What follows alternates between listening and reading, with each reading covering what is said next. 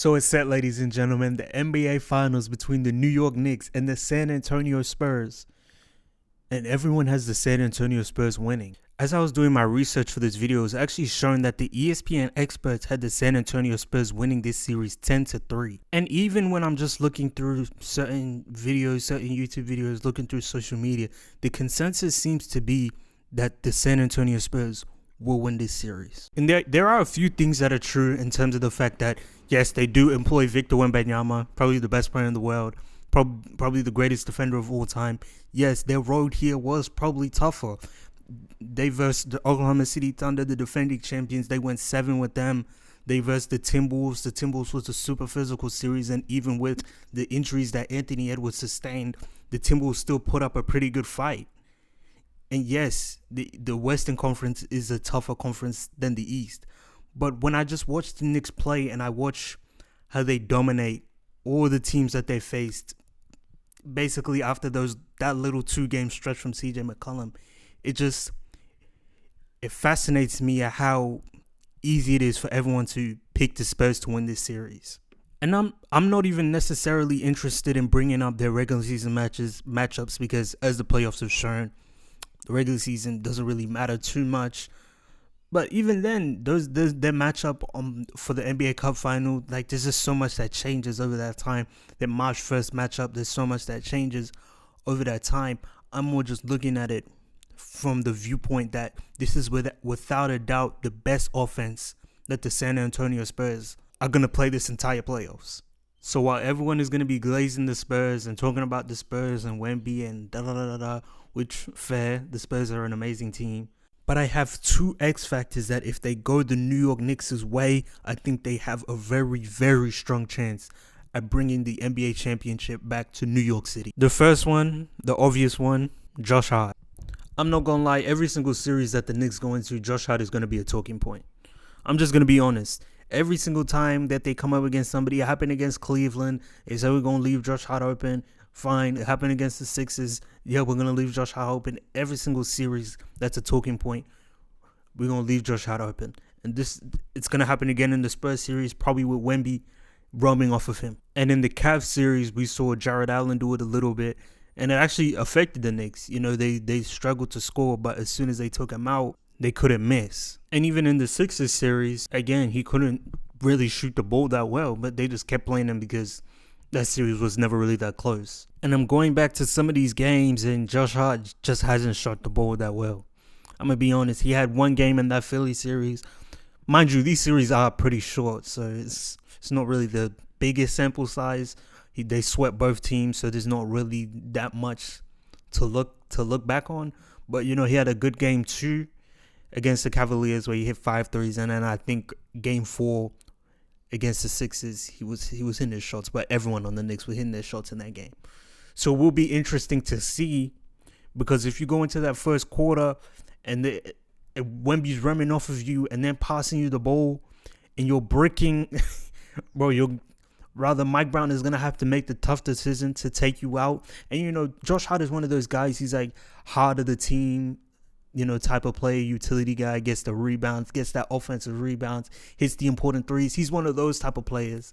You know, he plays really hard. So I understand how he gets his spot in the team, how he gets his spot in the starting lineup. But you're going up against the Spurs, and this is the finals, and you guys haven't been here in years. So you have to take your chance. And this is a team that you can actually beat. I'm not going to lie. When it was looking like OKC were going to the finals, I was like, yeah, I just don't see an avenue on how they're going to beat the Thunder. But the Spurs is a team that you can actually beat because of how amazing you guys' offense is with Cat and Brunson. And Mikal has been hitting every single shot since game 2 of that Hawks series. So if Josh Hart is going to be poor, then that leads to Mike Brown having to make a decision on whether to take him out or to keep him in. We saw in the conference finals, on the Western Conference Finals, Lou Dort wasn't talking about anything. He wasn't shooting the ball well at all. I don't know who gave him that green light. Mark Daigneault just kept playing him. And the Thunder, and it affected the Thunder. We saw it. Every time a game would start and Lou Dort's in the starting lineup, they would start off the game poor, and it was for a reason. And you can't just keep doing that against the Spurs. Let them come out and start hooping, go up 14 at the start of every game. We saw what happened to the Thunder. They lost. And respectfully to the Knicks, the Thunder are better than you guys. So if they're going down 14 every single time and you go and do that same thing with Josh Hart, it will affect you too. So it's up to him to, if he wants to make that choice, to swap out Josh Hart for Landry Shamet. And I think Landry Shamet has had an amazing playoff. I think Landry Shamet has been amazing in the NBA playoffs. I think against the Sixers, that's where he really started to catch fire, and that's just continued on right through the Cavaliers. That does make their team a little bit smaller. That does affect the rebounding. You know, we saw in the Western Conference Finals that you can get the offensive rebound against the Spurs, but if you play Landry Shamet, that's probably going to decrease by quite a bit. But the 3-point shooting goes up crazy, and he's a good defender. He's a good defender. He guarded Donovan Mitchell pretty well, so I don't see why he would struggle in guarding some of the San Antonio Spurs guards. So that's the first X factor, Josh Hart. If Josh Hart comes out firing, hitting threes like he did against the Sixers in 2024, then I'm not gonna lie, he's gonna get spooky again. But if he's been playing how he's been playing this entire playoffs, it's been kind of dark. It's been kind of bad for him. So if that's how he's gonna play, then rather the coach is gonna make the decision to put him to the bench. And you know, some coaches, they have like this love for like the hardworking guys, which I understand, I guess. And he's just gonna keep him in there. He's just gonna keep playing him. He's shooting 1 for 5 from 3. He's just gonna keep him in there. That's going to affect them severely. Now, the second X factor that I have for this series is none other than Karl Anthony Towns. Big purr. Big purr. I'm sorry. Anyways, yeah, but again, just watching this playoffs, I don't really like to do the thing of you're the best, but you're the most important. But I do feel like that's true for the Knicks. I feel like their best player is Jalen Brunson, but Cat is the most important player on that team.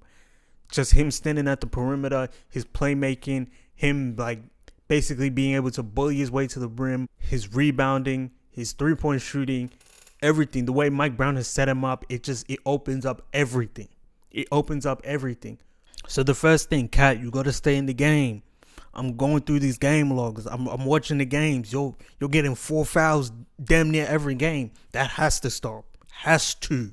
For your offense, that has to stop. If the game starts, if the series is starting, and you have Julian Champagne on you, Cat, you have to go. Like, I don't know what other way to put it. You have to go. You have to force the defense to react to the fact that, no, you can't just put Julian Champagne on me. I'm going to work this nigga every single time. And based off what I've been seeing this entire playoffs, I'm not going to lie.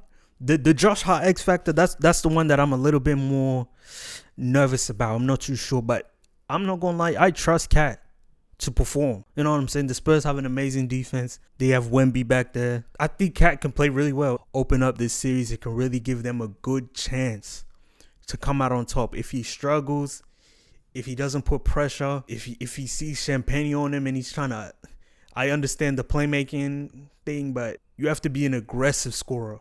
Aggressive, super aggressive. You have to go every single time. But based on past series, and yes, I know it's the Eastern Conference, but based on past series, bro, Karl Anthony Towns has been flawless. I've been very much impressed with him this entire playoffs. So if that continues, I see them having a real chance at winning this series. And do I think the Knicks can win the championship? Yes.